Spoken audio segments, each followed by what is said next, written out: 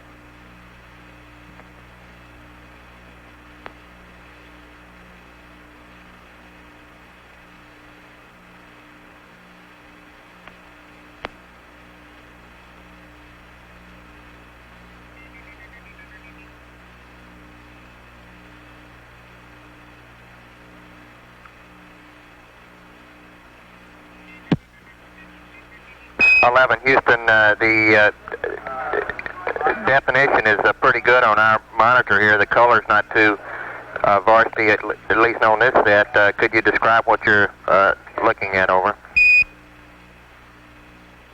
Roger, you're seeing Earth as we see it at our left-hand window, just a little more than a half Earth.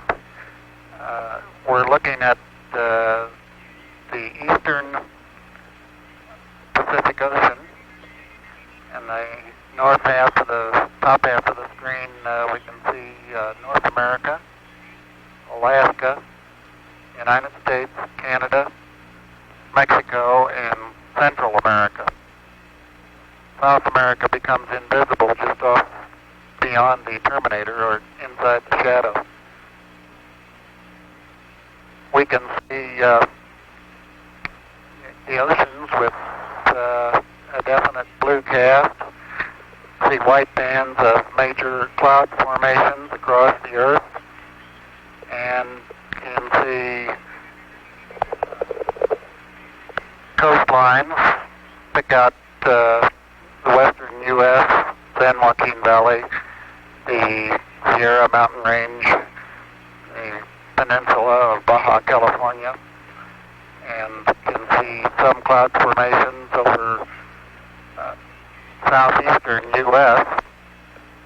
There's one definite mild storm southwest of Alaska, looks like about 500 to 1,000 miles, and another very minor storm showing the south end of the screen near the a long way south of the equator, probably 45 degrees or more south latitude. You can pick out the browns in the landforms pretty well. The greens do not show up very well. Some green showing along the northwestern coast of the United States and northwestern coast of Canada. Roger, 11. It's a pretty good picture on clarity here. We're having, can you tell us, it appears to us that there are two distinct cloud formations trending east-west, one approximately about along the equator and one around 30 or so south latitude. Could you tell us exactly where those cross the land masses, over?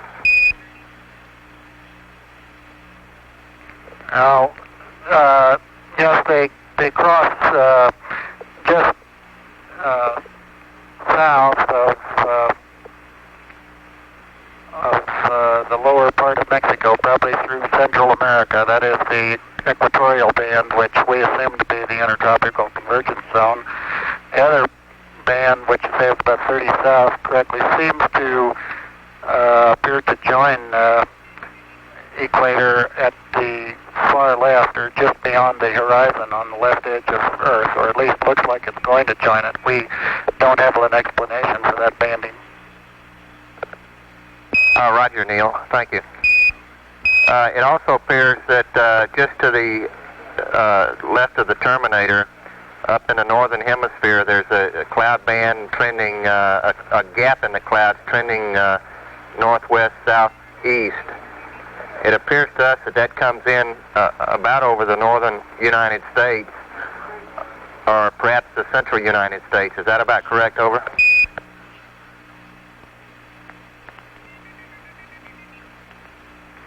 I can see on the monitor the thing you're talking about, but right now I can't get my eye to the window to pick out just where it crosses the shoreline. Roger.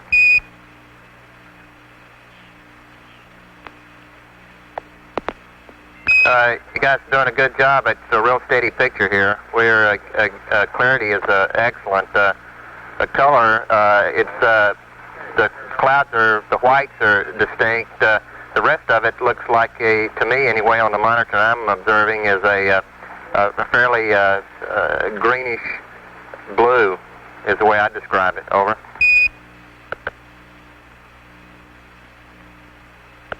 It appears that the... Well, we can't observe observe much green from the spacecraft. Roger. On this monitor, the land masses appear to be just a darker grayish color rather than a brown. Well, it's true that we do not have the depth of color at this range that we enjoyed at 50,000 miles out. However, the oceans still are a definite blue, and the continents are generally brownish in cast, although it is true that they're tending more toward gray now than they were at the closer ranges. Roger, 11. We've been, I've just been vectored to another monitor, and sure enough, the browns are coming in a lot more distinctly on the IDA-4 that we have up on our screen in the control center. Over.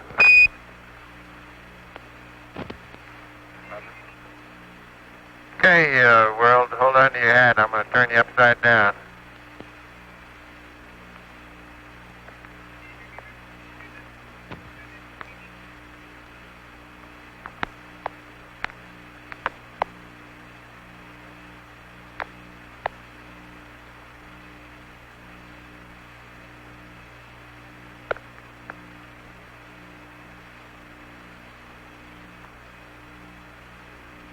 Yeah, 11, that's a pretty good roll there.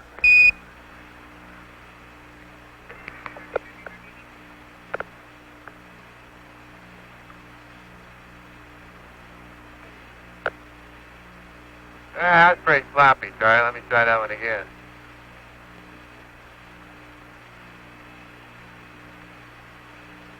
You'll never beat out the Thunderbirds.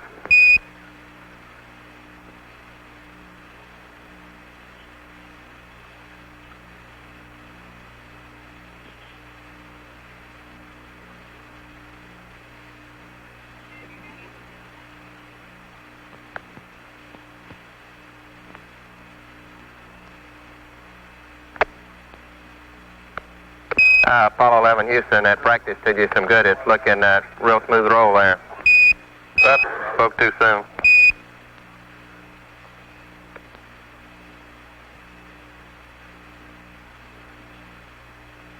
I'm making myself seasick doing it, Charlie. I'll just put you back right side up where you belong. Roger.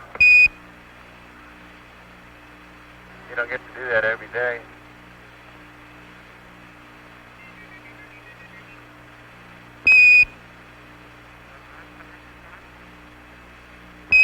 11, Houston, could you describe, from your view, the polar cloud cap appears to us to extend down the western coast of North America. Would you estimate how far it extends down? Over.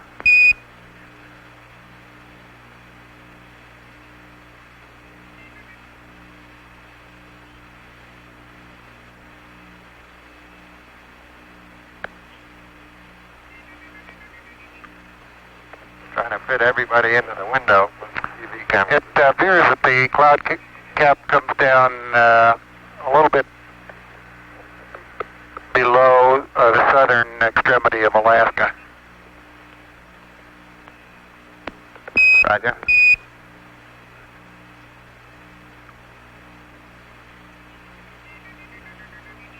We've 11. We've lost our picture here now.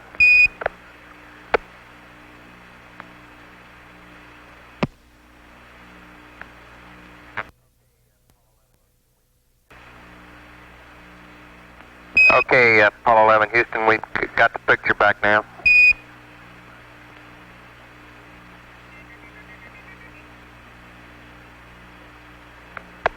Unfortunately, we only have one window that has a view of the Earth, and it's filled up with the TV camera, so your view now is probably better than ours is. Roger, we copy. 11, Houston, if you could comply, we'd like to see some smiling faces up there. If you could give us some interior views, I'm sure everybody'd like to see you. Over. Okay, we'll reconfigure the TV for that. Roger.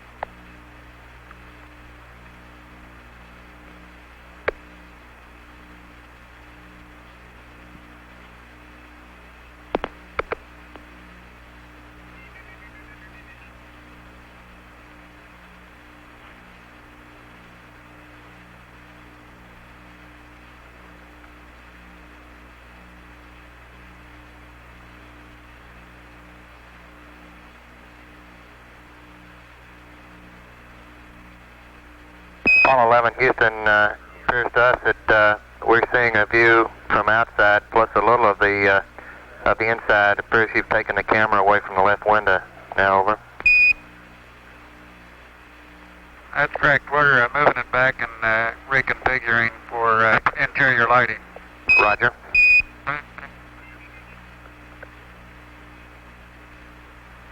We can still see the Earth through the left window, and it appears that we can see a floodlight off to the left, either that or some sun shafting through the hatch window.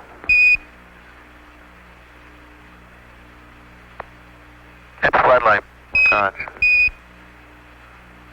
Now we're coming in. Can't quite make out who that hatch.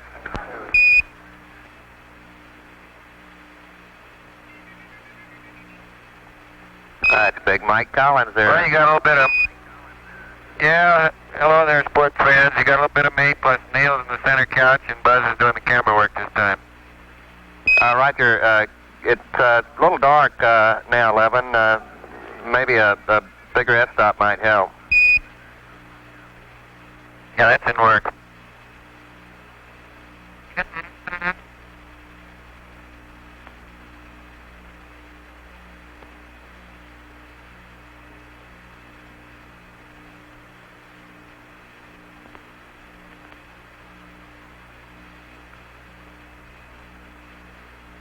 It's getting a lot better now, 11. Mike, you coming in 5 by. I got a good... Well, I put on a coat and tie if I'd known about this ahead of time. Is Buzz holding your cue cards for you, over? Cue cards have a no. We have no intention of competing with the professionals, believe me. We are very comfortable up here, though. We do have a happy home. There's plenty of room for the three of us, and I think we're all learning to find our favorite little corner to sit in.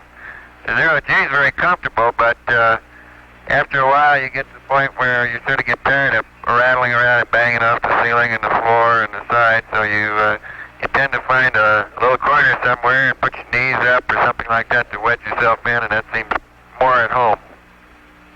Roger. Looks like Neil is coming in 5 by there. 11. Mike, see you in the background. The definition is really outstanding. The colors are good. It's a real good picture we're getting here of the Commander Armstrong. Buzz, when you take the camera over towards the window with the sun shafting through it, send to blank it out, though. Yeah, Neil's standing on his head again. He's trying to make me nervous. Roger.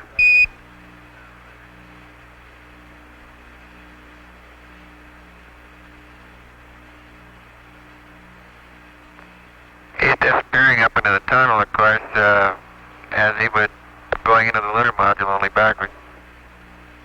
Roger, we can see portions of the LAB now, the system test meter panel in the lower part of the picture, or we did have it anyway. Okay, and then directly behind his head are our optical instruments, the sextant and the telescope that we use to take sightings with. Roger, copy, and we see the disk key flashing with a 651. In fact, we can read registers 1 and 2 quite clearly. Yeah, the old high gain angles telling us which way the Earth is. Copy. That's a beautiful picture. Clarity is outstanding.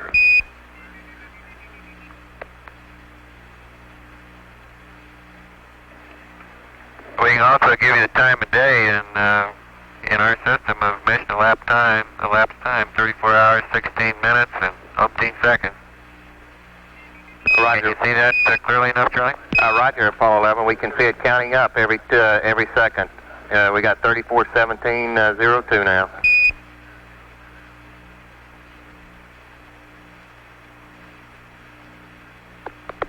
Okay, back to the high gain angles. Roger. Swing amp. And we've amputated those.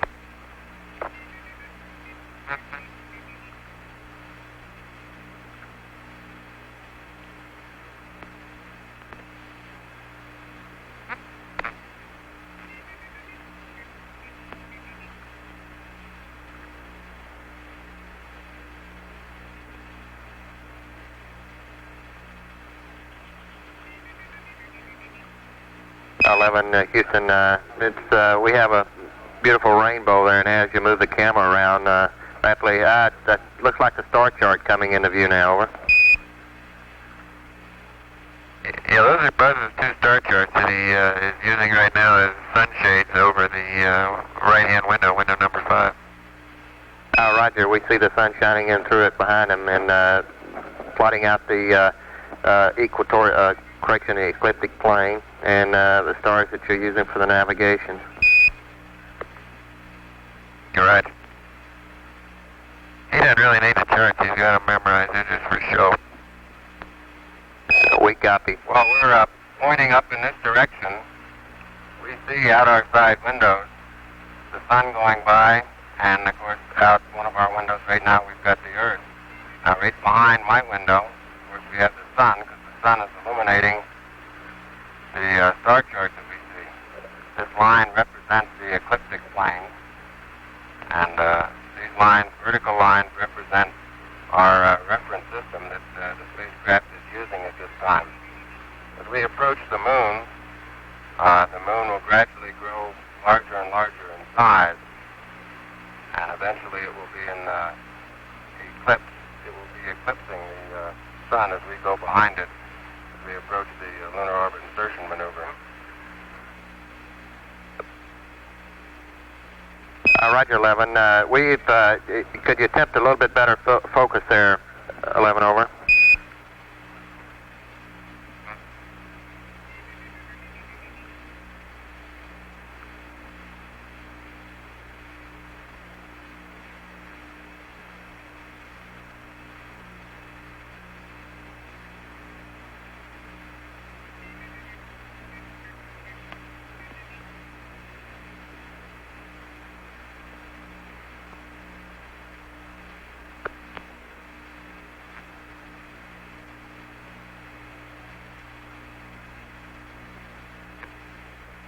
11 Houston, that's a lot better on the star chart now. We can make out the ecliptic plane and the planets and the sun and the moon as they're drawn at various places throughout the ecliptic plane. Over.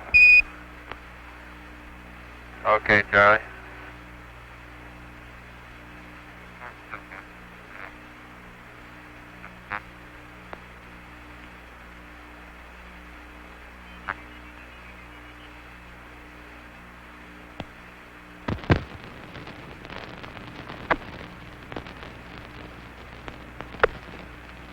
If we can get some of the wires untangled here, we'll give you a demonstration of how easy push-ups are up here. 11 Roger. Good to do a buzz there.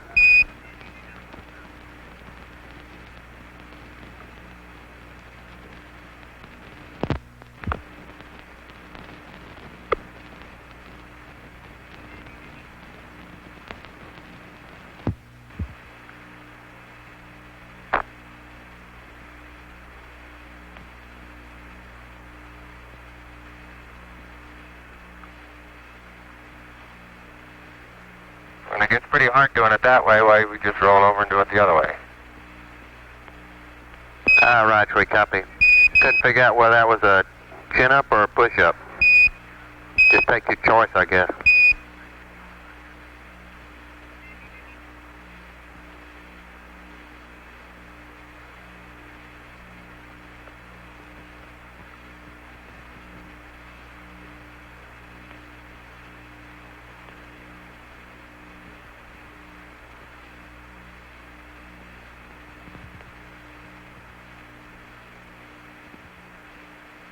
Well, looks like it's probably almost your dinner time down there, Earth. We'll show you our food cabinet here in a second. 11 Roger.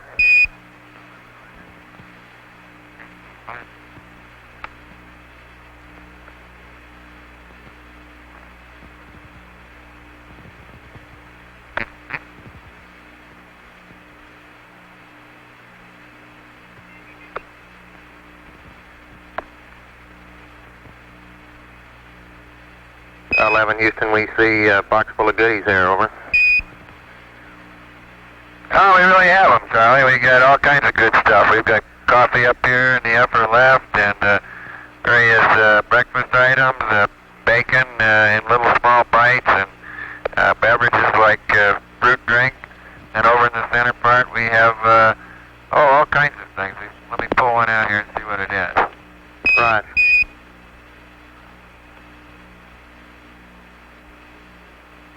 Would you believe you're looking at chicken stew here? All you have to do is 3 ounces of hot water for 5 or 10 minutes. Now we get our hot water out of a little spigot up here with a filter on it that filters any gases that may be in the drinking water out. And we just stick the end of this little tube in the end of the spigot and pull the trigger 3 times for 3 ounces of hot water, and then mush it up and slice the end off it, and there you go, beautiful chicken stew.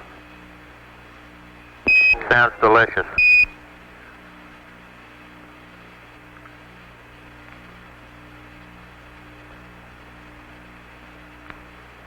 Yeah, the food so far has been very good. We couldn't be happier with it. Roger. Hold on, flashlight a second. The surgeons are saying thank you there for that. And it is sort of down in a dark corner, so we have a flashlight here to help us see things. And if I can let go of it carefully, it'll just hold itself right where it is. Roger. As long as disturb it, will.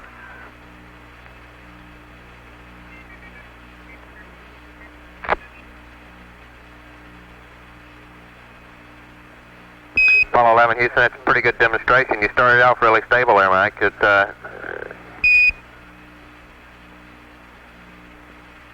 the problem is, no matter how carefully you let go, you bump it just a tiny little bit, set it in motion, and once in motion, there she goes.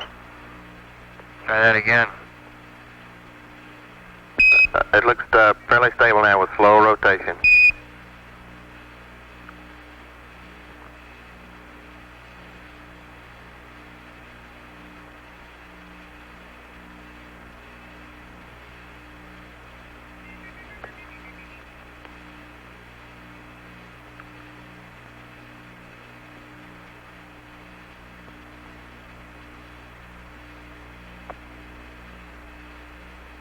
Well, so much for the food department. I'm going to close up the store down here.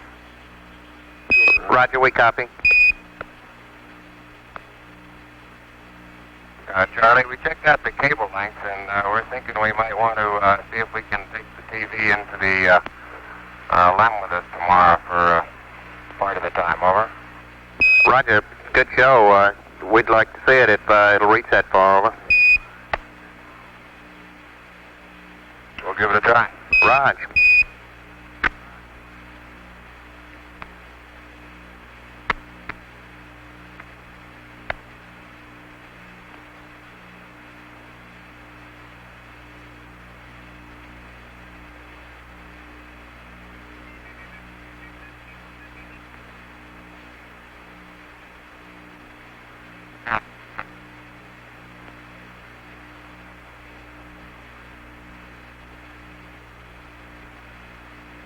Now, where I sleep is down underneath this couch.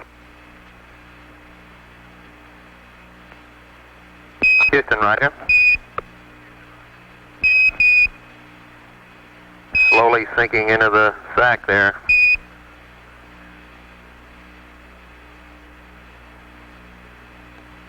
Yeah, it's really comfortable.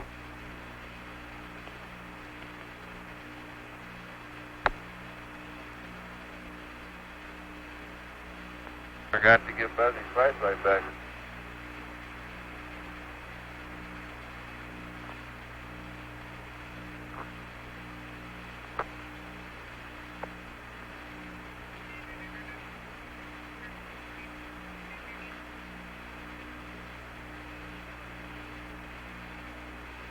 Apollo 11, Houston, could you give the folks a view of your patch if on your CWGs, over?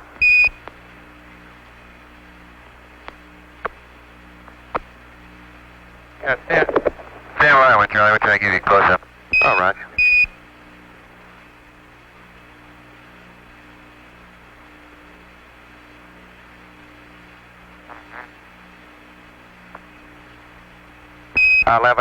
Houston, we have the patch. Could you attempt to improve the focus slightly, over?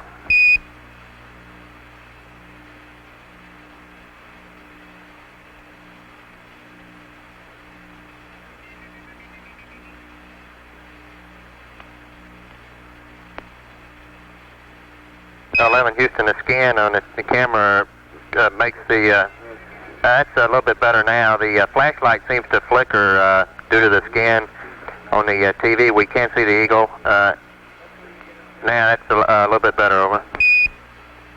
Could you open the f-stop a little bit more, over?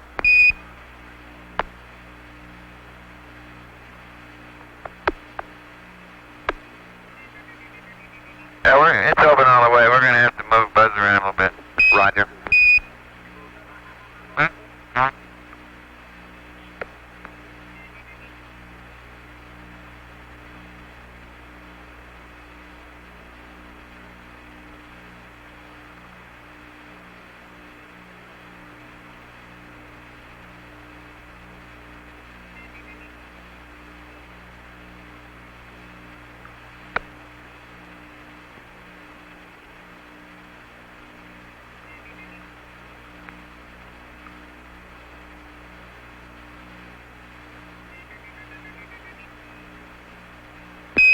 Okay, Apollo 11, Houston, the color's better now. It's coming in. We could attempt a little bit better focus on it. There we go. Our focus is a lot better now. We see the eagle coming right in on the lunar surface, over. That's very good now.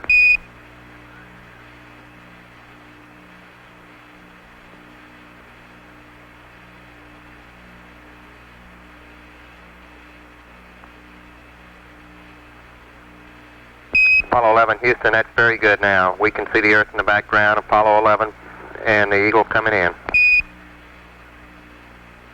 Probably pretty hard to see the olive branch, isn't it? Roger, it is. Well, that's what he has in his talons, is an olive branch. Copy.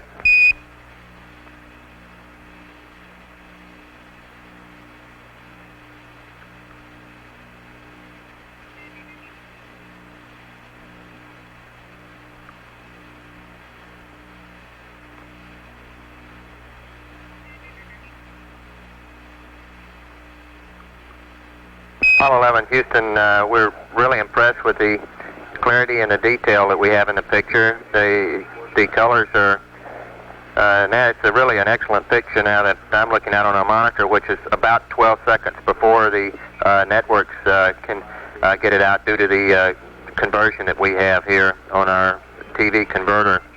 We're looking at the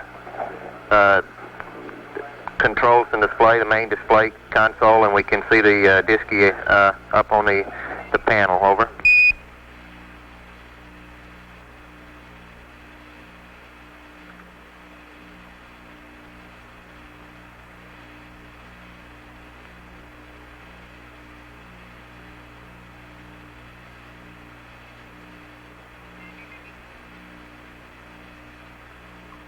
Well, it'd be nice if you could take a look at all the circuit breakers, make sure the right ones are in and the right ones are out.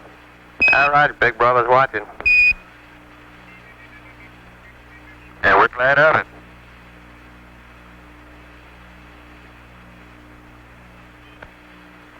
Well, you guys sure been doing a good job of watching us, Charlie. We appreciate it. Spacecraft's been beautiful, 11. We had really no complaints at all. Looks, things are really great.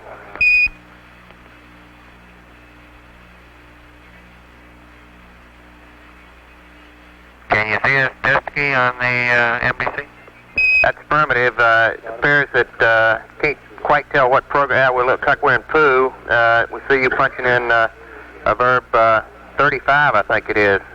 Over. Yeah, might as well tell the ecoms or tell the GNCs and everybody to hold on to their hat, and I'll push the enter button. Right.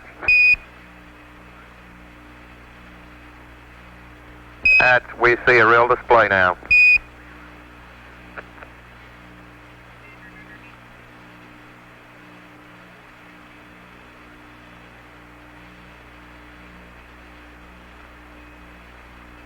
That's a good demonstration of how the crew has the interface with the computer, talking to the programs and all that we have in the computer. Well, that's right, Charlie. Sometimes it tells us things, and sometimes we tell it things, and mostly it talks to us.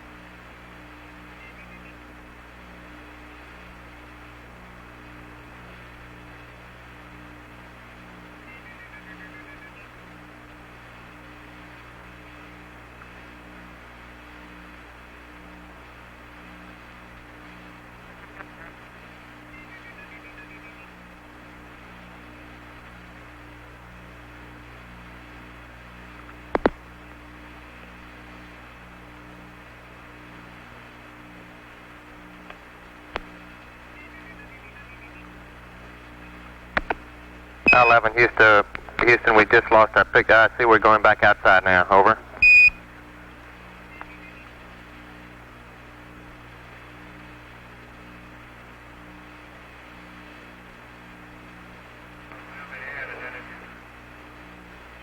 Houston, you copy? Over. Roger, we copy. And as we pan back out to the distance at which we see the Earth, we'll have Apollo 11 signing off. Roger, Apollo 11. Thank you much for the show. It's a real good half hour. Appreciate it. Thank you very much. Out.